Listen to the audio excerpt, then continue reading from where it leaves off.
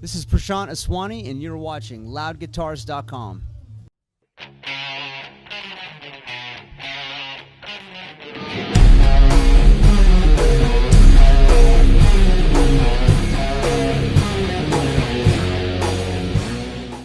Hi, this is Pam with Loud Guitars, and I'm really happy to be here this morning with Prashant Aswani at the ESP booth at NAMM 2013. Morning. Good morning. You're bright-eyed and bushy-tailed. Yeah. Went for a run this morning? I did, yeah. It's a rainy day here in LA, but we're here in the comfort of the amazing ESP booth. So we're going to talk some guitars. We're going to talk about Prashant's music. And for any of you who don't know this gentleman, this is album number 4, just released. Brilliant guitar playing.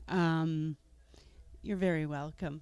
Melodic. You have to check this out. Now, if you were talking to somebody who hadn't heard of you yet, how would you describe your music? It's instrumental music featuring guitar, but really focused on songwriting and groove. I started playing tabla when I was 8 years old, and I played percussion, the Indian percussion, till I was about 13. So I love to incorporate different rhythmic aspects to my music. So it's very rhythmic and groove oriented, and I love the melody too. So I try to design the song first, and then there's the chops and the things that complement. And over 4 records, have you found that your style has taken you in a lot of different directions? Absolutely. This is the second of my solo albums that I've produced, and so I've taken production, to a different place, and it's really it's different when I have to wear different hats, for the writer, the performer, and the producer, and so. The album previous to this was Sonically Speaking, and that was a tough situation because it took time for me to get that hat on for each transition. However, I found it a lot easier on this record, and I had a lot of fun. And this album actually features some great players. I want to just mention Jose Pasillas, the drummer from Incubus, and Gabe Rosales, who's also, he plays with George Lynch. He's also an ESP bass player. So. It was so fun to make because I had my best friends, to work on the record with, and hope you guys like it. And I'm sure you will. When you're writing, how do your songs come to you?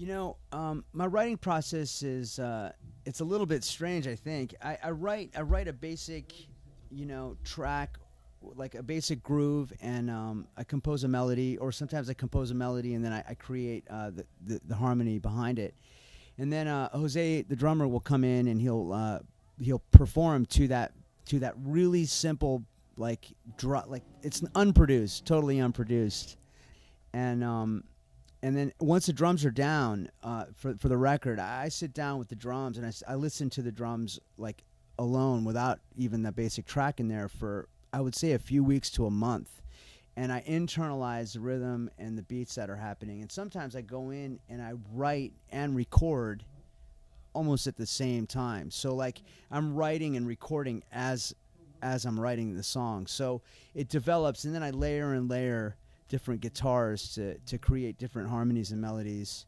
and then I throw in the bass, and then I create, and then put the melodies and solos down at the end. So then, as a child, when you were doing the percussion, is that where you feel that when you're listening to the drums, you hear guitar lines behind that? Yeah, I think for me, it's got, the rhythm has to be there. I mean, I hear melodies for sure, but melody, there's 12 notes in Western music, right? So like without rhythmic variation, there's no way that they're going to be distinguished from one melody to another. So there's only so many permutations of the 12 notes you can do, but with adding rhythm, they're countless. And so the rhythm is the basic foundation, I think, for me to really to be able to create my songs. So that's where it stems from. And one of the questions that I've always wondered is, how do you go about naming a song? Do you start to have images that play in your head when you're nearing the completion of a song, or is it the name that jumps into your head right away at the beginning of the song or of the creation process? Titling songs can be difficult sometimes, but a lot of times I won't title a song until like I'm like deep into it, you know, and I go with what a vibe is. You know, sometimes I could be like recording a song and something can happen. You know, like on a song, the first song on Visions is called Your Call, and I remember recording that, and I got this call, and I just said, okay, it's your call. It just worked. It worked for me, and then the vibe of the melody and the solo and the direction of the song I try to create that message, you know, but you know, and hopefully it does connect with the title, you know.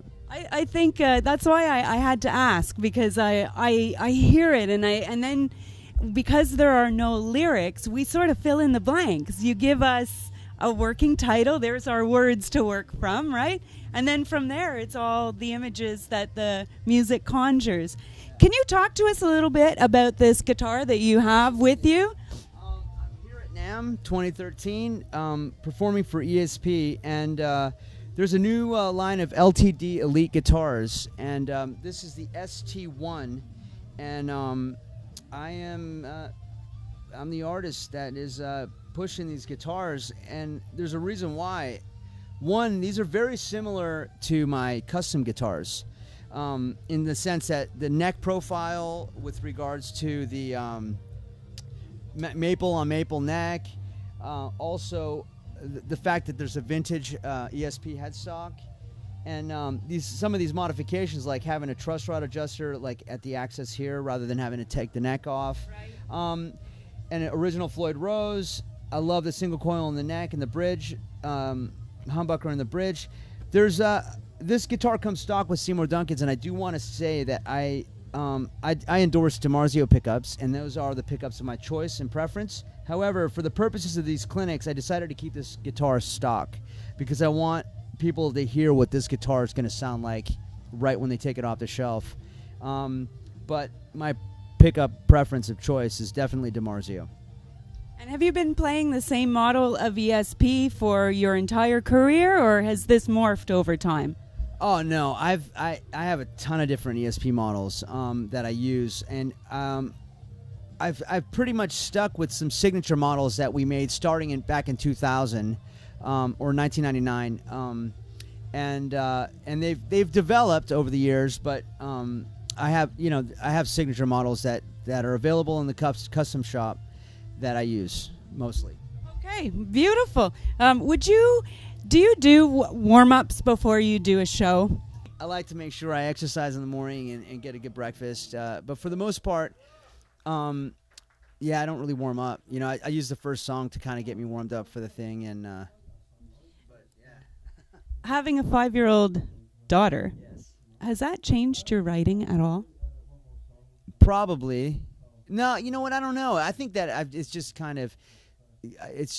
helped me connect to more of in a spiritual place. So yeah, absolutely. I mean, if that's where, I go for my writing, which is where I do go, then of course it's changed. It's changed my entire life for the better.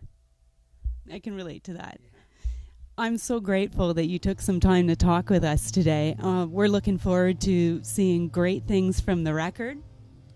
This one right here, Visions, and looking forward to seeing a whole lot more from you. And thank you. Thank you so much for the time and being here today. Looking forward to having a talk again soon when you come to Montreal. That sounds brilliant. I look forward to it. Come in the summer when it's warm. That'll be good. Pamela here with loudguitars.com.